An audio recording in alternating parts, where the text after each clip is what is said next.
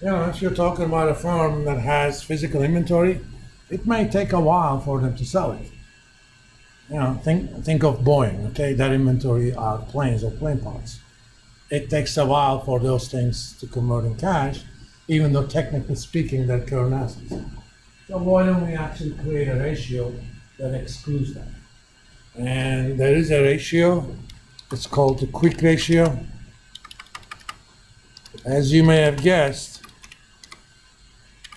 these are the ratio of current assets that are quick to be converted to cash to current liabilities. So it's basically current assets minus inventory divided by CL, which is equal to current ratio minus inventory over current liabilities. If you already have the current ratio, you can quickly calculate that. This is sometimes also known as the asset ratio. In fact, years ago, a finance guy named Robert Altman created a Z-score. It was kind of a way to do predictive analytics, whether or not a firm is going to default. And part of that Z-score is quick ratio. They look at other stuff too. But this basically tells the short-term creditors, don't worry about the inventory. I know I'm going to sell it, but I got enough money to cover you, even if I don't sell any of it.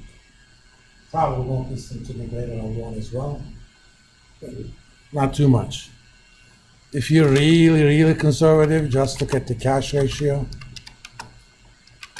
It's, as the name suggests, cash over CL. And when you're doing this for a living, don't just look at the cash on the balance sheet when you're doing cash ratio. There are items that are almost cash-like.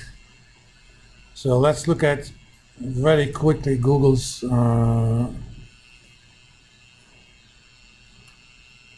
balance sheet. What firm is this? Oh, let's look at Palantir. My favorite stock these days that just made me over $3,000 overnight. Not financials. If you want quick and dirty financial statements without actually going into SEC, you can get it from places like here. I'm going to do quarterly. I'm going to do the balance sheet.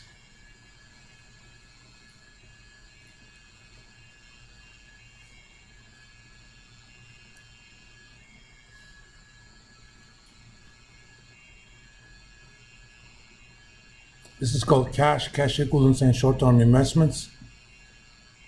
Typically, short-term investments are things like treasury bonds, treasury bills. In this day and age, you can convert them to cash within seconds without any haircut at all. So if I'm going to calculate something like a cash ratio, I'm going to put those in there. Remember, you're telling stories. If you calculate a cash ratio without putting them in there, you're not telling the whole story. You're being way too conservative. But you're not being as informative as you should be. Remember, the purpose of financial ratios to inform potential audiences. Just because you can calculate something doesn't mean you should do it.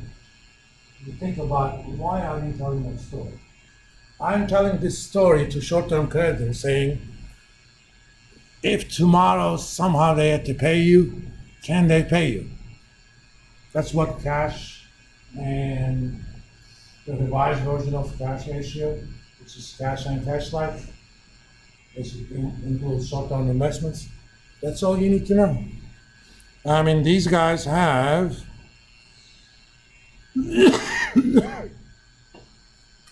not too much, but let's look at Google.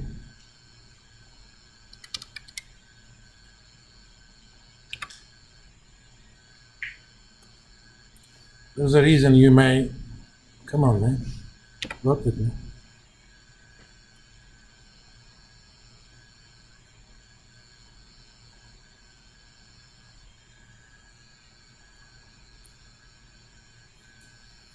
By the way, you could also change these Googs into whatever you want to go exactly that place.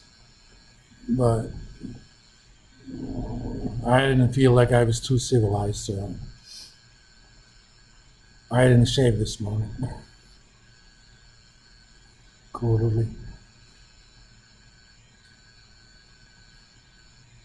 As you may have noticed, I shaved my beard. When I do that, I shaved on Mondays and Wednesdays.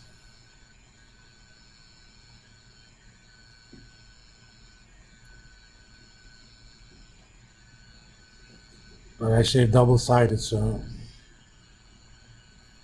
come on, man, brown sheet.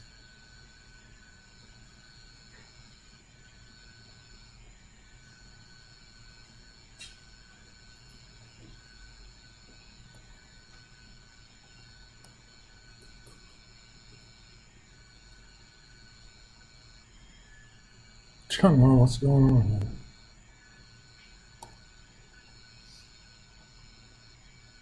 Anyway, they have close to $60 billion in short-term investments. But if you look at the cash, it's on the floor. Not that there is, that's just loose change. So if I'm a Google creditor, I know that Google has $100 billion available anytime, pretty much. So I feel just fine. All right, yeah. We have about 20 minutes, so let me start on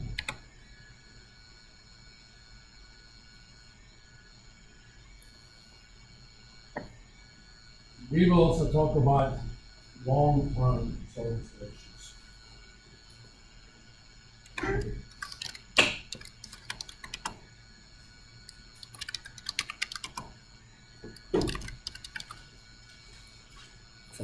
I could spell it. I had an all-nighter Sunday evening. Even though I slept out last night, it's still affected me. I had a deadline that I had to finish a paper for a conference. As the name suggests, these are ratios that are geared towards long-term creditors and also to shareholders, because typically, if there are issues with the long-term solvency of the firm, financial distress risk increases, that usually affects the price of the stock. If the stock market perceives the firm as at risk for insolvency in the future, they're going to start dumping the stock. If they have a, relatively low turn ratio, given all the other stuff is okay, they're not going to worry too much, but they may worry about this. The mother of all long-term solvency ratios is called debt equity ratio. We're going to typically write it like this. By the way, what is that term comes? Mother of something. Anybody remembers? It came into parlance in 1991.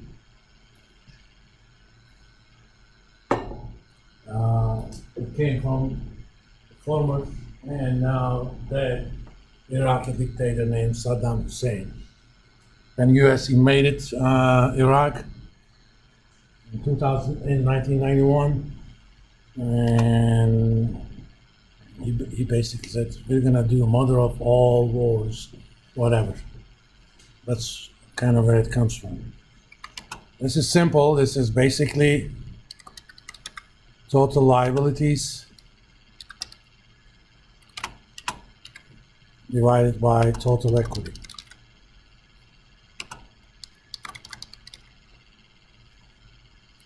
If the firm is, at least on the book, is worth $2 billion, but they have borrowed $4 billion, this would be equal to 2. And roughly means, in addition to your own $2 billion, you're also using $2 billion of other people's money. Okay? Or you have $6 billion worth of assets, 2 comes from you, 4 comes from others.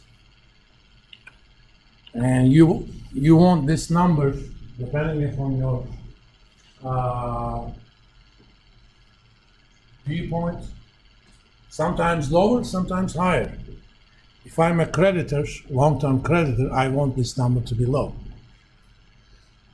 Why? If a firm has a debt equity ratio of 6, let's find a firm that borrows a lot. L.